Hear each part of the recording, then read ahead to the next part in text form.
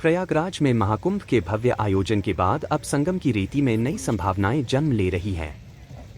जहां करोड़ों श्रद्धालुओं ने पुण्य की डुबकी लगाई, वहीं अब यहां के किसान तरबूज, ककड़ी, खीरे और खरबूजे की फसल से अपनी तकदीर बदलने की तैयारी में हैं। बलुई मिट्टी और गंगा यमुना के शुद्ध जल से इस क्षेत्र में जायद फसलों की बम्पर पैदावार होने की उम्मीद है। यह जानकारी बुधवार को कृषि विज्ञान केंद्र प्रयागराज द्वितीय के वैज्ञानिक डॉक्टर अनुराग सिंह ने दी। उन्होंने बताया कि सबसे खास बात यह है कि इस खेती से हजारों स्थानीय युवाओं को रोजगार के नए अवसर भी मिलेंगे। सीएम योगी के निर्देश पर इस बार रिकॉर्ड पानी छोड़ा गया है, जिसकी वजह से सिंचाई की कोई समस्या नहीं होने पाएगी। वैज्ञानिकों के अनुसार बलुई मिट्टी इस फसल के लिए सबसे मुफीद है। महाकुंभ में अर्थव्यवस्था को मिली मजबूती के बाद अब नए क्षेत्र में संभावनाओं के द्वार खुल गए हैं। बुवाई का काम अब शुरू हो चुका है और किसानों पर मेहरबान गंगा मैया उनकी झोली भरने के लिए तैयार है। प्रयागराज के वैज्ञानिक इन किसानों को अधिक उत्पादन की तकनीक भी सिखा रहे हैं। महाकुंभ के बाद प्रयागराज के संगम तटों पर स्थानीय किसानों ने बड़े पैमाने पर खेती शुरू कर दी है।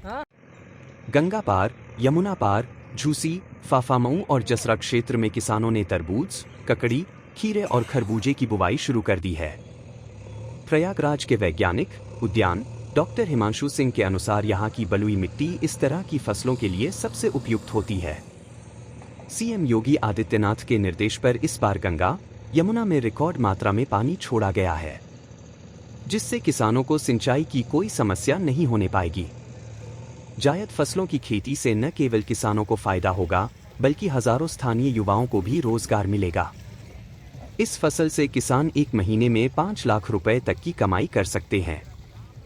डॉक्टर हिमांशु के अनुसार खेती के साथ साथ पैकेजिंग, ट्रांसपोर्ट और मार्केटिंग के भी नए अवसर खुल रहे हैं, जिससे क्षेत्र की अर्थव्यवस्था को और मजबूती मिलेगी।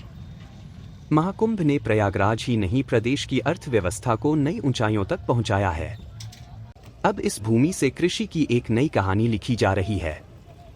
संगम तट पर हजारों किसानों ने उम्मीदों की फसल बोई है, जो आने वाले महीनों में उनकी झोली खुशियों से भरने वाली है। इस खेती के लिए बाकायदा किसानों को कृषि विज्ञान केंद्र प्रयागराज द्वितीय के वैज्ञानिक डॉक्टर अनुराग सिंह विशेष रूप से प्रशिक्षण भी दे रहे हैं।